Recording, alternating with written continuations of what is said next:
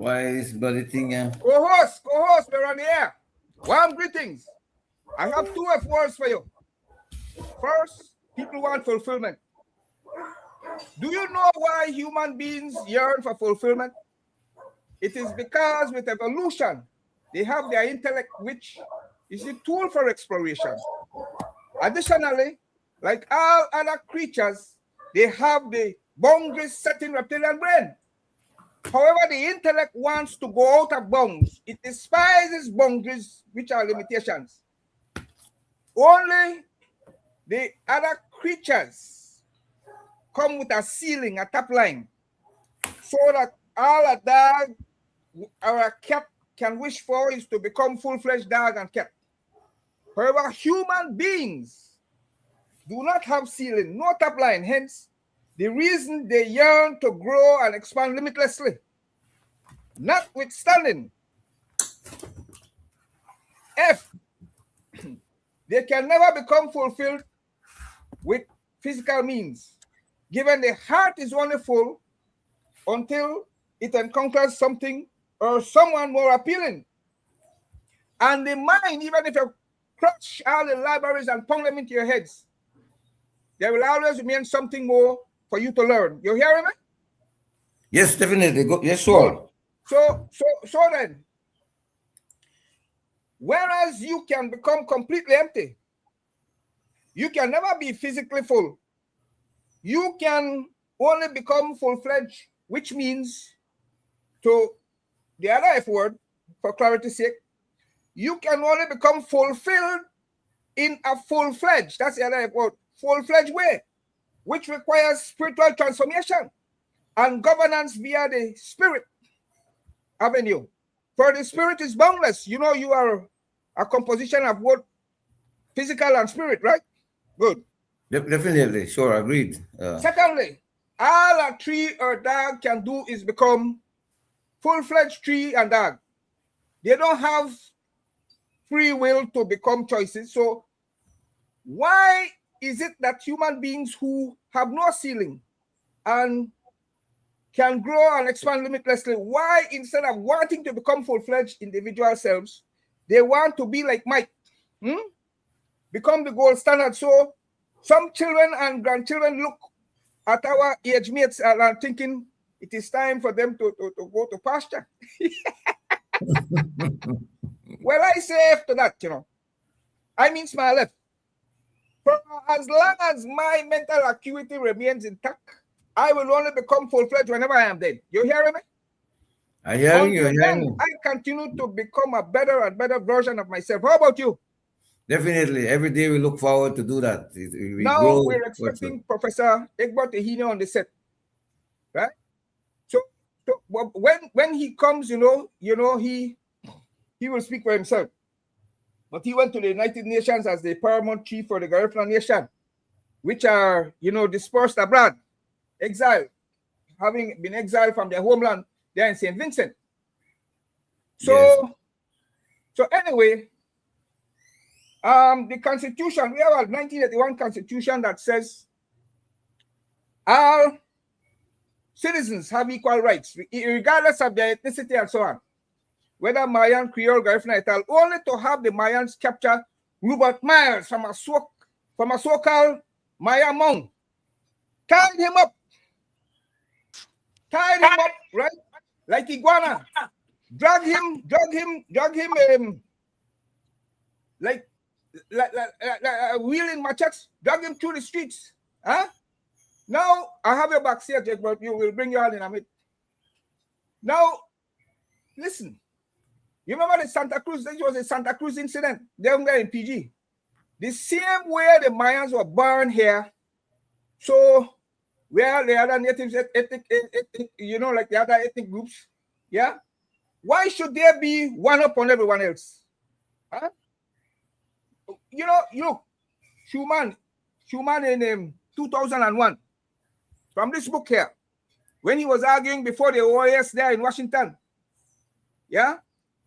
When Ramfalt was facilitator for Belize and Reichler was facilitator for Guatemala, Schumann, in his closing argument, he said, I mention this because we have noted a very disturbing trend in several Guatemalan statements in the course of the process. They suggest that somehow the indigenous people of Belize need protection from the Guatemalan state, and that if given the opportunity, they Yes. would opt to become part of the state of Guatemala. They will give up their Belizean passport or Guatemalan passport. This is why you continue here. It is important that Guatemala ceases its policy of suggesting that the Maya people of Belize hold different loyalties from those other than Belizeans. They attempt to divide our people, blah, blah, blah, blah, blah, blah. Now, I will move on to this. I wish in this context to place on record the fact that the Maya leaders of Southern Belize recently signed a 10-point agreement with the Guatemalan government of Belize, copies of which I have made available, in which the government recognizes the rights of communal land, blah, blah, blah, blah, blah, blah, blah, blah, blah. Boom. You mean a I have, 10-point agreement? hold on, I'm not finished. You'll get your chance. But after Higinio, he's backstage taking copious notes. So let me. Where was Cock? Where was this Cock or whatever? When Guatemalan President Morales placed 3,000 military on our southern border in 2016? Was it Wilma here and territorial volunteers that braved the waters? Instead, the Mayans threatened Musa to trade in their Belize passports for Guatemalan citizenship, unless he signed a damn 10-point agreement. Huh? Then they held him to ransom. Isn't the label Belizean the internationally recognized currency? Huh? Isn't this what we use, a Belizean passport? Huh? Is it a Mayan or a Garifuna or a Creole passport? Huh? Isn't this our international currency? Huh? What is this damn thing about special rights, which to my mind goes against our constitution, co-host, the supreme law of the land? What if Creoles now come and say, they don't want any other ethnic group to live in Belize City? Won't that throw us into tribalism? Egbert, you need to put on another punch before you come on stage. Because look, you have to defend yourself. And Attorney Williams, my co-host, will have it out with you. Because he dealt with this ILO business when he was labor commissioner, but now he will look at the other side. It behooves me that Garinagu want to take a page from this indigenous business from the Mayans when in 1493, Pope Alexander VI gave King Ferdinand and Queen Isabella a decree, a so-called decree, so that they abused the Bible through Columbus to declare the non-European lands as hidden, subjugate the natives worldwide. And where that failed, they enslaved them. So when the British colonialist Egbert, I'm coming to you, landed upon St. Vincent, put you on stage, resisted and had 3 wars with them. The Garinagu had 3 wars with the British there in St. Vincent, until the British tricked them into ceasefire for peace treaty, they said, only to exile them from their homeland. I am one of them. Well, my ancestors. Not only so, they maligned the Garinagu as cannibals, meaning they eat human flesh. The colonialists abused the Bible to subjugate, exile, and malign the Garinagu, black meaning black Caribs, who have their own spirituality, to turn all for the Garinagu to turn around, some of them, many of them, the ones with pencil, fall for a religion where their Pope tells them that they are eating the flesh of their human benefactor and drinking his blood. What kind of nonsense is that? Can you imagine? Now, Egbert, take all the time you need. Take all the time you need. The rest of the show if you want, including the question and answer period. And whenever you are finished, out of the starting gate, you and Attorney Williams will box it out. Because I am sick and tired of being sick and tired. Hello? You there? Yes, sir. Good The mic morning. is yours. Take all Good the time you morning. need, my brother. Welcome to the set. This is Reality Good morning. Can you hear me? with Professor Can you hear me? Egbert. Go ahead, I'm brother. hearing Percy, can you hear me? Higinio. Okay, Brother Williams, Brother Ivan Williams, Brother Percy Lewis, thank you for this opportunity to have a discussion on the issues, what past, present, and future, the best of me. And I like to refer to myself as the Gregor born Belizean. I love my Belize. I love the way I was raised by my uncles, aunts, dad, Uh-huh. mother, and I love everything about Belize.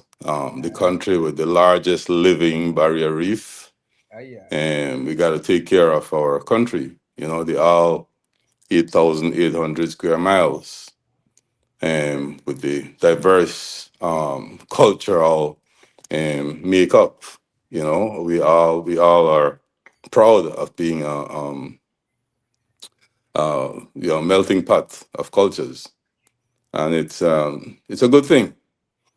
You know, I was reminiscing, Percy, when I was growing up. You know, Uh-huh. Go ahead, go and ahead. I early, even though I was born in Belize, the Mhm. early 6 7 years of my childhood was in Guatemala, Is and that right? so the three of my five siblings were born in Guatemala, and I still remember when I That's was okay. young, I was go to this early, and at school in Guatemala, the teacher would say, well, Belize es nuestro, and I asked my mom, like, what's going on with that? She said, well, Now, before they give don't. citizenship, did they give you citizenship? Hey, I was sick. I was 0 to 7 years old. I Oh, never you were understand what born there. happened. You were born there. No, I don't born there. I was not born there. My brother was You were born there. My zero. brothers, two brothers were born there, and one sister was born in Guatemala. Oh, go ahead. Go ahead. Go ahead. So then you might want to call them alien, no? But I won't because they are my brothers and sisters. I never call anything. We like to agree to them. Go ahead. But taking a serious thing and play lightly about it. Mm-hmm. And so when I came to Belize, I spent some time in Mango Creek, right? That was then called. There was something going on with the British. And my dad worked there in Mango Creek, so that was an Mm-hmm. experience for me. Then the factory left. They were extracting resin from the pine. I understand later, in Mango Creek, and my dad moved again. We went to Orange Walk Mm-hmm. to walk in the to he. My dad was a worker, so we followed where the work was. We went to Orange Mm-hmm. Walk. Sugar was sweet then, and we made good money. My dad, and then we moved again. We moved to Roaring Creek because there was Mm-hmm. building Belmopan new site. So and then when I went to finish primary school, I went to Austin High, right? Austin Okay, okay, High okay.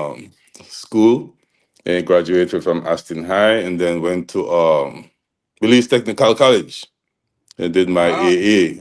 I did my AA in chemistry and biology, okay, hoping okay. that I would, go into agriculture, but Mm-hmm. or medicine. But then that didn't work out. I went to teach at ecumenical, You teach me, and remember? You remember that, yeah, Prof? yeah, and I remember we did a show many before ecumenical. I think Yes, yes, remember yes, we yes. did a play together. I was trying That's to not what figure I out remember. I remember. uh, I remember the I was play. a smart ass. Did you remember that?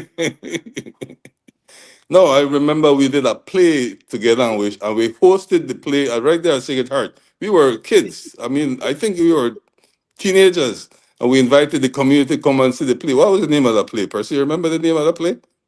I don't remember. I tell you, I remember. You remember where you were?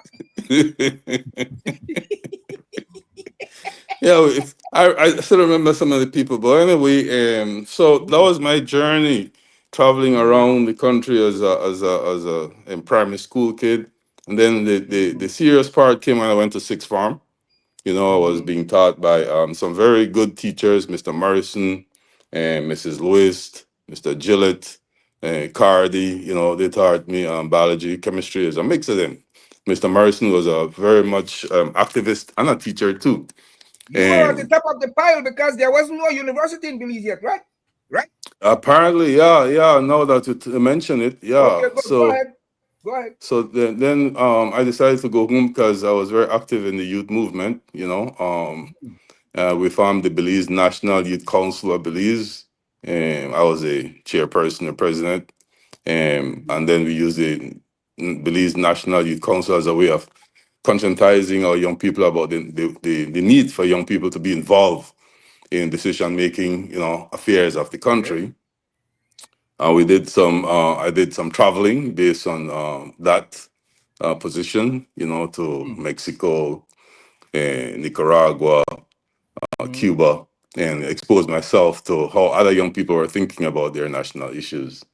And and then I decided I grew up or out of the Belize National Youth Council, Mhm. and I formed Belize Union of Students and Youth and became more aware of the colonial settings in which we Belizeans find Uh-huh. ourselves in, and we need to have a serious kind of approach to our Yeah, existence as young people. yeah. Yeah, I grew out of Belize Union of Students and Youth too, and became active in the teachers union. Um, while as president of the Belize National Teachers Union Stan Creek Mhm. branch, I Mhm. kind of convinced may he rest in peace, Mr. George Fraser, that God bless the you, Dave. that the National Belize National Teachers Union should have a housing cooperative, and I chaired that, built about 20 houses in Belize City with the hope that we could have replicated those housings in the other districts. But then politics got mixed up, and the politicians decided to grab the idea and do their own thing. Um, and Hey, who got mixed up? The politician or you? no, I was very clear that that the teachers needed housing, and this was one way, right, of Mm. the teachers to have a cooperative. Mm-hmm. And housing is a big issue in Belize City, for example. That's why I started in Belize City, Yes. and where we, as a matter of fact, I even told, I think, one of the policemen that they should also have a housing cooperative because I don't like Mm-hmm. how they have been treated. And there's a lot of funding coming in from these international bodies. We should take care of our own, especially the public service and Mm-hmm. people who give service to the community, right?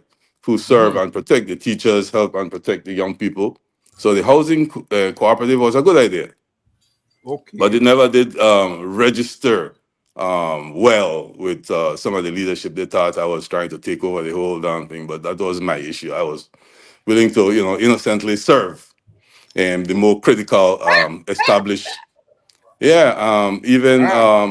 even at the point where I was a what do you call that group now? The National Trade Union Congress of Belize, because the public service also liked the idea that we had a housing cooperative, and I said, yeah, Mm-hmm. this is a good way to take care of public servants.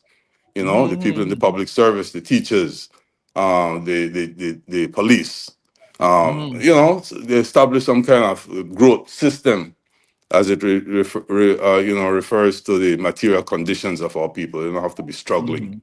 But Mm-hmm. anyway, as usual, I limit myself when I take these positions. 3, 4, 5 years, I had enough, and so I moved on to something else, Okay. which I found more enjoyable. Starting that what we call the mobile recording unit with Andy Palacio, and then you all have history of how that went. We had a recording unit. We recorded local music and had the musicians find a way how they could. Give and ya. So I don't remember well. Was it before I went to UWI? It was between 80 and 90, 85, 90. And Go before ahead. I Go ahead. Go ahead. yeah, because we had write a proposal for one of our local musicians to go to England and learn about recording and Mm-hmm. mixing music. And it Mm-hmm. was my idea was to have Pen Cayetano, but he had just got married, and so Andy Palacio took that scholarship, went to England, came back with the recording unit. We call that recording unit Sunrise. And we travel around the country recording local music. Mm-hmm. That was so in a nutshell. Those are my contributions. Apart from running some basketball tournaments in Dangriga, and running some football tournaments. No, these are from scratch. These are like that taught me Mm-hmm. how I could do something from nothing.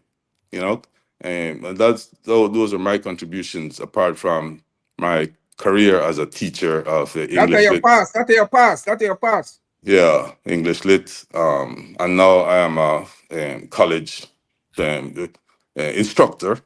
You know, Mm-hmm. personally like use the word professor. You're not a And professor? Yeah, I believe you're a professor. Go ahead. you know, I teach English lit, philosophy, and critical Mm-hmm. thinking. You know, and logic. Some people call it it's like a one-stop shop. Yes, And I. so this is me, and now I became involved. I was asked to get involved with the organization calls itself the Garifuna Nation, Uh-huh. Tell me and about that. that for me was something perhaps I wanted to do on that large scale because I think that our history was not taught to us at an early Mm-hmm. stage. Mm-hmm. And I was thinking, you know, of economic projects for the Garifuna people, and also to use an academy of sorts, you know, like have a place where we could teach our history, teach a craft, and so on. I call it Yeah. Garifuna University, Yeah. but I think I took on more than I could chew because lo and behold, I was approached with the land rights issue of indigenous people. And if we are Mm. indigenous, then we also have specific rights as spelled out by the United Nations Declaration of Indigenous People. Now that was new to Wait me, a minute. and Wait, one moment. that was new to They, me, they, and they, they, they told and you you are indigenous, or you how this come about? well, I'm a scholar, right? For the short part of it, and and so that word became new within the circles of my colleagues, uncles and Mm. aunts, right? Mm. Mm. And what, according to the UN Declaration of the Rights of Indigenous People, anybody, any group that I'll be using words that traditional knowledge Mm-hmm. and traditional way of being before the Okay. colonial masters came to disrupt within a specific geographical location, all right, that Mm-hmm. was not interrupted, but was interrupted by the colonial masters. They are indigenous to that specific All right. geographical All right. area, You could go ahead. right? You could go ahead. I get you. Um, so I started to pay attention to this concept of indigenous rights. And the way I saw it, it is true. Before Mm-hmm. the British so-called imperial agents came, there were groups that were already in a specific area. Mm-hmm. What they did is to come in and impose their way of doing things and Mm-hmm. disrupted the Mm-hmm. indigenous way of life. Mm. So I started to pay close attention to this concept, and I even got myself to the United Nations. Well, that's the Um, part, man. You take long to get to that part, man. yes, yeah, well, you know, everything has a what you call it, and you Full have to play. give people some grounding, right? You know, some grounding It is as to full how do play. I get there, Oh. and so at the United Nations, I got these pamphlets, right? Mm. Not pamphlet, but booklet on the Mm. um, rights of indigenous people. Not only that, but I was interested, like, what mechanism do you use to re-establish, right, what was disrupted? And so I go to meetings called the Expert Mechanism on the Rights of Indigenous People, which Mm. is looking at the legal framework that, you know, countries should adopt in implementing the rights of indigenous people. And Mm. I became, tell you the truth, I was like, no, Now that's this the one we is want the truth. really not only that, but used to work with Dr. Joseph Palacio, and Mm-hmm. he was the editor in chief of a newsletter called Caribbean Yeah, but we Organization of want to hear for you, Indigenous man. People. He need that pastor. Talk for yourself. Right. So, but I must say that he also showed me some of the issues that concern indigenous people. Not only that, I also aligned myself with the people from up there in Alaska, the so-called Inuit people, who are also pursuing their rights as indigenous people. So, in a nutshell, I do see that, and now we have the issue with the Palestinians, right?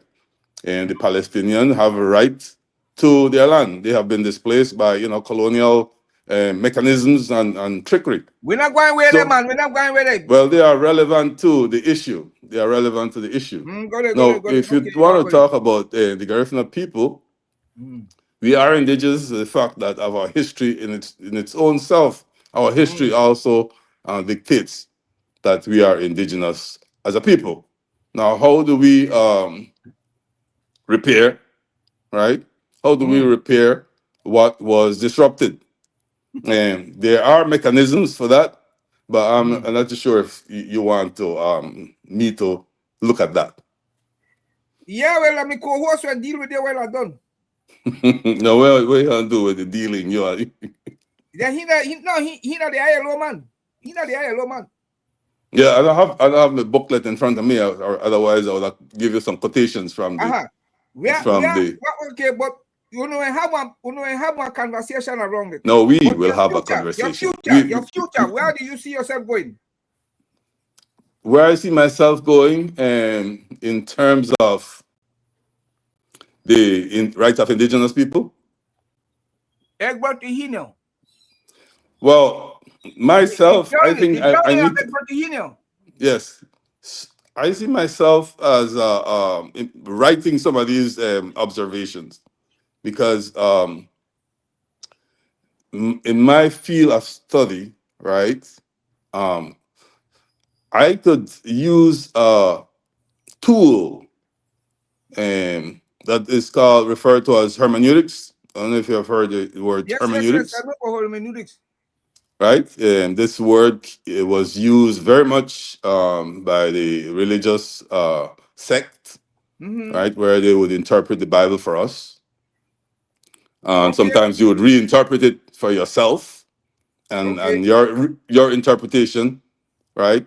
So you don't believe her, no? You don't believe her, by the way? I don't know what you mean by that, I'm asking you Percy. if you are a Christian believer. I do subscribe to some religious doctrines, if you want to put it Well, that I don't way. believe a damn thing until you enter my experience. I neither believe nor disbelieve. Well, I think that's going away from what I want to define as hermeneutics. No, And listen. No, the time for debate, you will debate with him.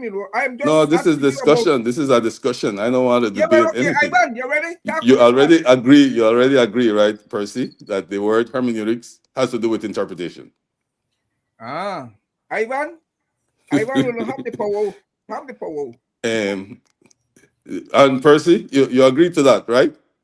I don't agree to anything. I tell you, I don't believe. I neither believe nor disbelieve anything until they enter my But experience. Percy, you are a man of history. No matter who says. I'm what? Percy, you know about there is the Jehovah Witness, there is the Pentecostal. They have different interpretations, I isn't am not. it?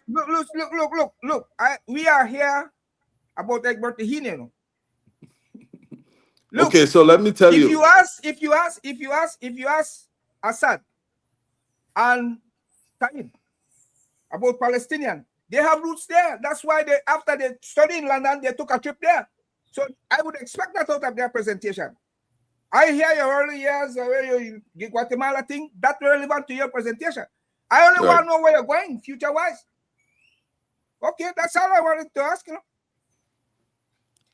Well, Ivan, help me.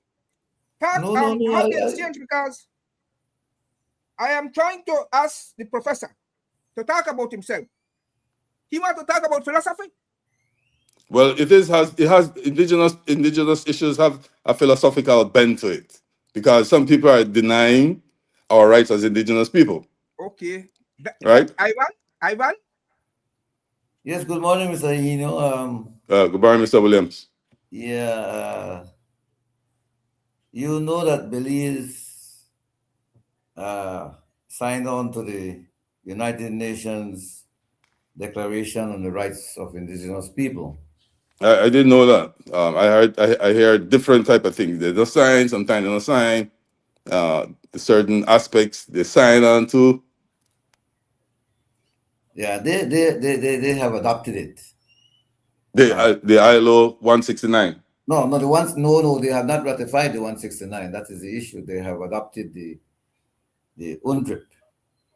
Okay. Okay, so that's another issue. The ratification of the ILO 169 dealing with So indigenous make people. the audience know what is UNDRIP. UNDRIP is acronym.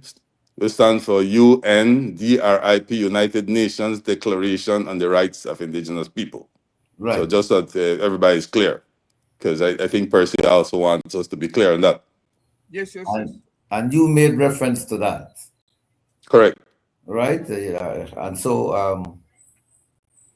and that is the document that universally is used to assist countries and assist indigenous people in determining what is indigenous and how these rights can be played out. As a matter of Right. fact, it was used extensively in the Maya land right case. Right. Okay, but what really cemented the whole situation was the 10 points agreement signed by the government, I think around 2000. All right. So, Mm-hmm. could you elaborate on your understanding of what the UNDRIP, United Nations Declaration on the Rights of Indigenous People, from your point of view and from the Garifuna point situation?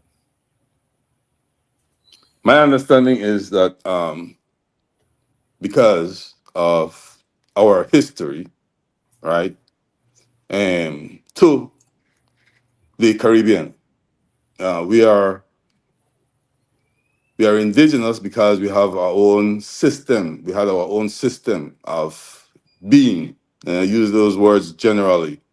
And we have our own language, our own farming, our own form of governance. And that was disrupted. And the history is another matter, because how we found ourselves in Nicaragua, Honduras, Belize, Guatemala, that is, to a large extent, perhaps problematic. Because after you have been disrupted and find yourself in different places, how do you put that together? That's a study unto itself. That needs some kind of mechanism to bring this group together. Now we are divided by language and, some people call it artificial borders. Well, we have borders. We live in this reality. But when I look at Belize, for example, Punta Gorda, I pay specific attention to Punta Gorda, Barranco, Steenbij, Hopkins, Georgetown. And it seems to me that some of those settlements were there before the colonial system came into being, before Belize called itself Belize. Our people were already in these localities.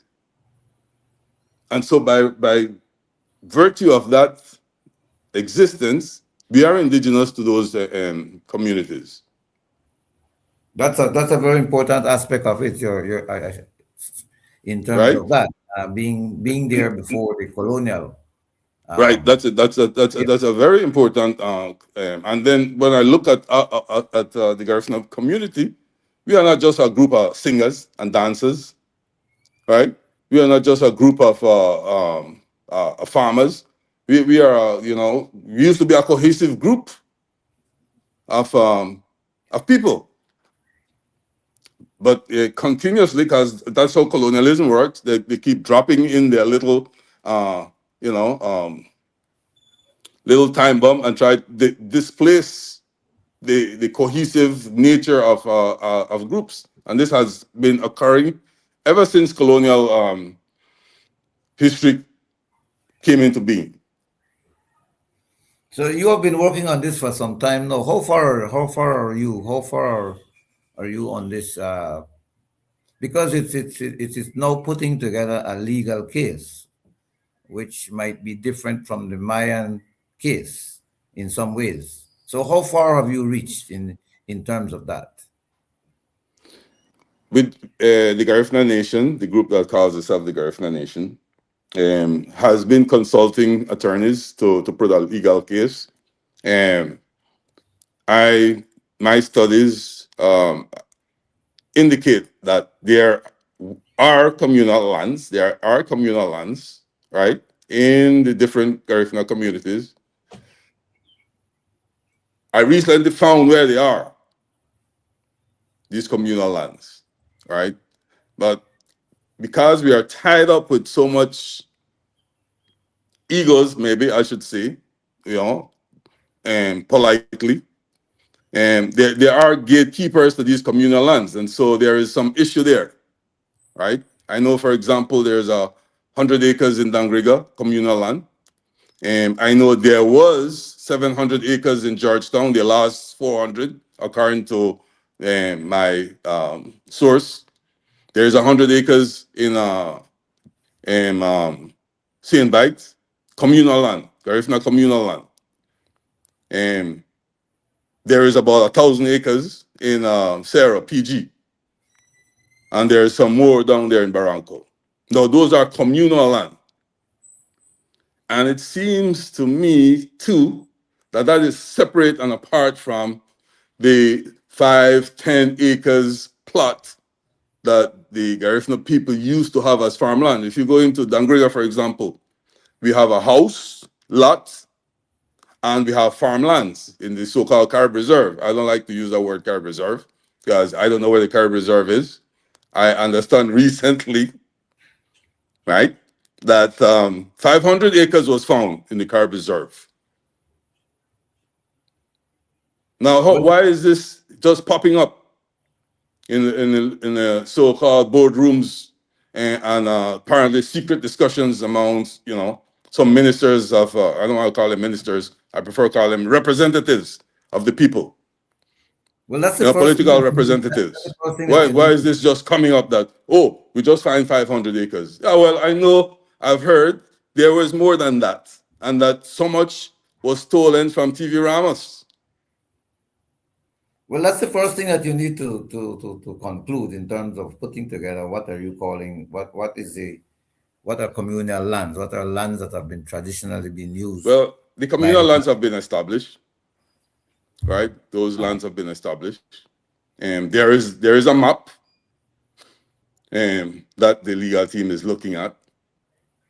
And there's a history of how these villages got their name. And so when I refer to Hopkins, for example, I would usually say Uganda Hopkins, because Uganda was the original cultural name before the colonial name Hopkins was imposed, you right. see?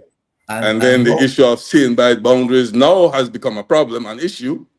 And I'm not so happy that that occurred, but maybe I'm happy too that the issue is surfacing this late about the boundaries of CNBI, because there has been encroachment, all right, a lot of encroachment and a lot of issues that I might not want to discuss at this point, but there are issues with the CNBI with when we had to raise the alarm about it being referred to as Northern and Southern Placentia as if that didn't exist, you know? And so so those are some issues that need to be repaired.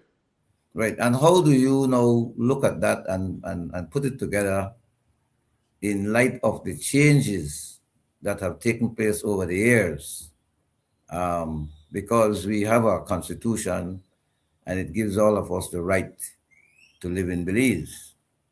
Yeah, when you say it gives us all the right, I would like to compare, for example, the Mennonites had the right to exist and uninterrupted. And yes, that is true. We all have rights to exist as a people. But I think that if I were to use the aphorism, the greatest good for the greatest number, the Right. greatest good for the greatest number, right, is a concept that tells us how we should develop a social contract among ourselves. The greatest good for the greatest number, even though the greatest good for the greatest number is referring to the majority, right? Because the greatest good for the greatest good for the greatest number is for the majority. Where do you put the minority? Well, That's I'm something going. closing that arguments here is legal experts would conduct want to would work around in terms of application of the concept of justice, because justice is a concept. Yes, but I'm trying to No, I want to get to that. I want to I'm get to trying to that walk with because Yeah, you. we I'm don't trying to have time walk to with get to you. all of yeah, that. I'm yeah, trying no, to no, I walk know you with don't you. have So time, and this is the switch that problem No, with one, switch that one. technology, right? You want to I'm rush trying to through these walk with you. concepts. I'm trying to walk with you with this indigenous rights thing, because it's not only land. You have rights to your culture, rights to your And the rights to culture is music, an easy one. everything, and Yeah, so the rights to there's culture is an more. easy one, Brother Williams. The rights to culture is an easy one. The rights to the sea, the rights to the river, the rights to the sources that make our culture, right? I mean, some of us are good politicians. I'm not a politician. I would say I'm not a politician. But the rights to the intangibles, which is glorified all over the world. Yes, we love the intangibles. We love your song and dance. But what supplies the song and dance is the tangible, which is the land. Right, And right, I and already said there is communal land in the Garifuna communities in Belize, right, which need to be resolved, not by me, but the people themselves. Not well, by me. I'm I'm trying to just I'm just a mosquito in the ring. I'm trying Okay. to see. I'm trying to Uh-huh. look at the recent case of the CCJ in terms of the ruling on the Maya land rights, and I'm trying to link it to the Garifuna Indigenous Rights also, and I'm trying to look at the differences and what needs to be done, because clearly it will be a different argument, different legal situation, given that the Garifuna lives in communities mainly along the coast, and over time there has been more changes in those. Some people have gone more in terms of the land tenure system, as opposed to retaining communal system, and two systems can't work together.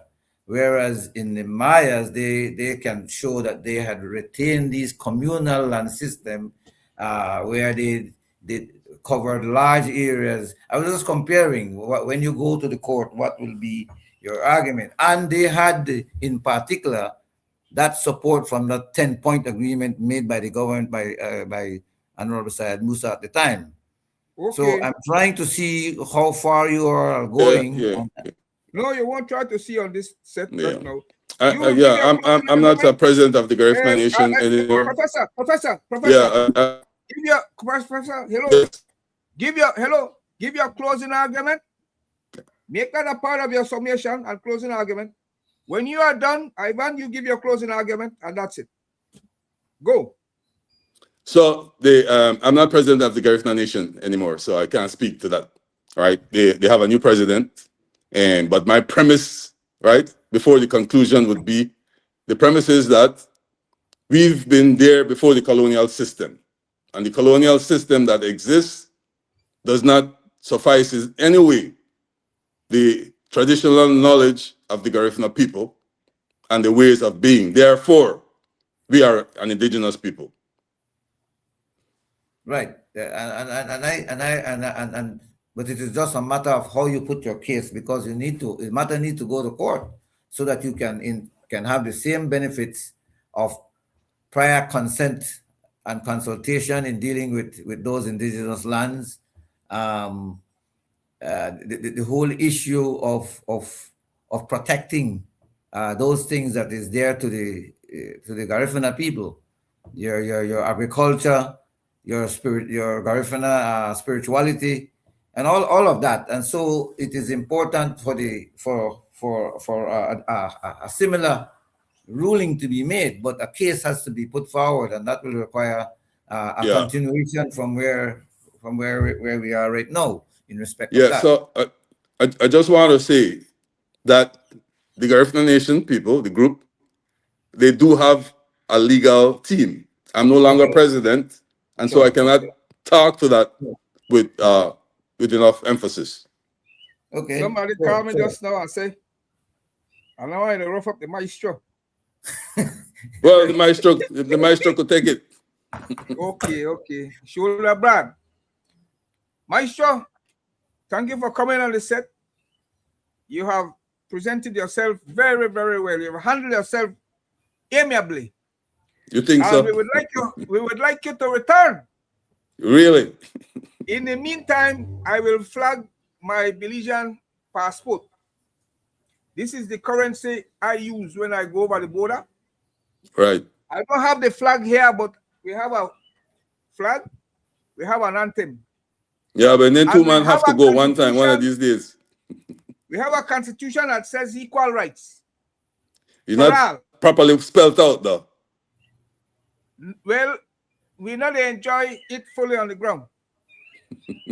Okay, Maestro, you have one lastly thing where you want. I want to be fair to you, you know. One Yes. lastly thing, one lastly plug where you want. Yeah. The thing I'm concerned about, some issues going on in Belize, right? The crime among our Afro Belizeans, is a little bit and too much to handle sometimes. I don't want to listen to the news, and we should be very concerned. We are only what 400,000, almost 500,000 people. Okay. We will have eventually, we're surrounded by big countries, 17 million in Guatemala, Okay. another 14 million. Honduras, Okay. we will have an impact, a population That is your future. impact, and You we will have become a to, policymaker, and we I yeah, will vote for you. I will vote for you. we have to, Let we us have to continue start this take care one of our up own here. people, take care of our own people, take care of our border, and take care of our future. Yes. But you're not going to pasture, man. You will take the job. Either retire